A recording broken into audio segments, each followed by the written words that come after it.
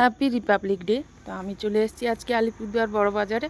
আজকেই তো প্রজাতন্ত্র দিবস, সবাই নিশ্চয়ই পিকনিক যে যেখানে পাচ্ছে চলে গেছে। তো আমিও চলে এলাম, বাড়িতে 3 জন আছি, আমি, আমার হাজব্যান্ড ও আমার ছেলে। তো তাই আমি 1 কিলো মতো মাংস নিয়েছি। এখানটা বাজারটা কিন্তু খুব বড়, টাটকা টাটকা সবজিও পাওয়া যায়, তাই আমি চলে এসেছি। মাংসটা নেওয়া হয়ে গেছে, তো এখন আমি এদিকে চলে এসেছি সবজি বাজারে। বাজারটা পুরোটা ঘুরতে পারলাম না, তো কোথায় ভালো বেগুন পাওয়া যায় তাই একটু দেখছি, ঘুরে ঘুরে তোমাদের দেখানোর চেষ্টা করছি। দুদিকে ফল আছে, দেখুন এখানটায় কিন্তু সর্ষে ফুল খায় অনেকে, সর্ষে ফুলের পকোড়া নাকি ভালো লাগে। তাই এই যে দেখতে পাচ্ছেন একটা দাদা সর্ষে ফুল নিয়েছে। তো আমি আবার এগিয়ে যাচ্ছি, কোথাও দেখি ওই দূরে একটা বেগুন দোকান দেখা যাচ্ছে। তো আমি চলে এসেছি বেগুনের পাশাপাশি, এই যে দোকানটা চলে এলাম। তো বেগুন জিজ্ঞাসা করলাম, তো একটা বলছে 15 টাকা, একটা 20 টাকা। তো আমি ভালো বেগুনটা নেবো, 20 টাকারটা। তো বসে পড়লাম।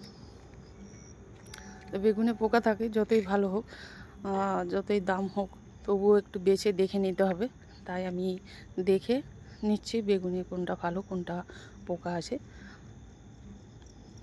বেগুন 1 কিলো মতো নেবো।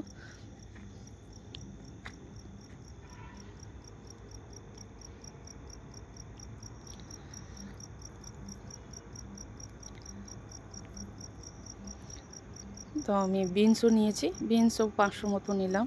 তো এখন বেগুন নিচ্ছি। বেগুনটা নেওয়া হয়ে গেলে পরে বাড়িতে চলে আসবো। তো নেওয়া হয়ে গেছে, তো আমি টোটোয় উঠে পড়েছি। টোটোয় উঠে 20-20 মিনিট মতো লাগবে আমরা যেখানটায় থাকি।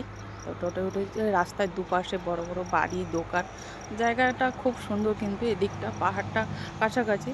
তো আমরা যেখানটায় থাকি ওখান থেকে ভোরবেলা কিন্তু পাহাড় দেখা যায়। তো দেখুন আমরা অলরেডি চলেই এসেছি। তো আমি তাড়াতাড়ি করে রান্না করব। দাদা আগে থেকে আলু মশলা কেটে রেখেছে। দেখ মাংসটা টাটকা মাংস সামনেই কেটে দিয়েছে। তো আমি এর মধ্যে পালক থাকে, খালফুস করে দিয়েছে। তো পালকগুলো বেছে ধুয়ে পরিষ্কার করে নেব। এদিকে মশলা করে রেখেছিলো দাদা। দেখ কড়াই তেল দিয়ে আমি আলুগুলো হালকা করে ভেজে তুলে নেব।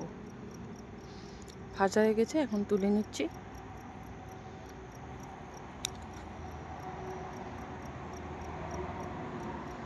এখন আমি মশলা করব। তো দেখুন 2-4টে তেজপাতা কেটে দিলাম। এর মশলা দিয়ে দিচ্ছি, সব রকম আছে এর মধ্যে, সব রকম দিয়ে আমি পেস্ট করে রেখেছিলাম। তো পেঁয়াজ কুচি দিয়ে দিলাম, যেহেতু দেরি হয়েছে তাই তাড়াতাড়ি করতে হবে। দিয়ে রং করার জন্য 2টো টমেটো কেটে দিয়ে দিলাম। দিয়ে ভালো করে মশলাটা কষে নিতে হবে। মশলাটা যে তাড়াতাড়ি কষানো হয় তার জন্য একটু অল্প পরিমাণ লবণ দিয়ে ভালো করে একটু নাড়াচাড়া করে নিতে হবে। দেখুন মশলাটা আমার কষানো হয়ে গেছে। তো আমি এর মধ্যে মাংসটা দিয়ে দিচ্ছি। মাংসটা দিয়ে আবারও একটু ভালো করে নাড়াচাড়া করে নিতে হবে। দিয়ে আলুটা দিয়ে দেবো। আলুটা দিয়ে আবারও 20-5 মিনিট মতো নাড়াচাড়া করে নেব। কষানো হয়ে এসছে প্রায়। তো এখন আমি এর মধ্যে ধনেপাতা কুচি দিয়ে দেব। কাঁচা ধনেপাতাটা একটু গন্ধ করবে, তার জন্য আমি আবারও একটু নাড়াচাড়া করে নেব। দেখুন কষানো হয়ে গেছে। যেহেতু তাড়াতাড়ি করব, অনেক বেলা হয়ে গেছে, তাই আমি প্রেসার কুকারের মধ্যে দিয়ে দেবো। প্রেসার কুকারে দিয়ে 5-7 মিনিট মতো বসিয়ে 5টা সিটি দিয়ে এটাকে আমি নামিয়ে নেব। কিন্তু এটা আমি ঠান্ডা জল দেবো না, মাংসটা প্রেসার কুকারে দিয়েছি, খানিকটা জল অল্প পরিমাণ গরম করে এর মধ্যে দিয়ে দিচ্ছি।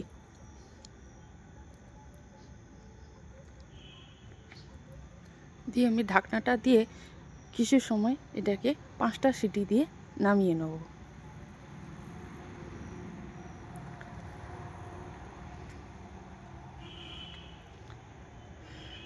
দেখুন নামানো হয়ে গেছে, মাংসটাও খুব সুন্দরভাবে হয়ে গেছে। তো জুস আছে অনেকটা মনে হচ্ছে, কিন্তু এটা যখন বাতাস পাবে জুসটা টেনে নেবে। মাংসটাও সুসিদ্ধ হয়ে গেছে, দেখতেও ভালো লাগছে। তখন আমি এর মধ্যে রাঁধুনি দিয়ে দেব, পুরো মশলা ছড়িয়ে। কালারটা দেখুন, জুসটাও কমে গেছে, কালারটাও সুন্দর চলে এসছে।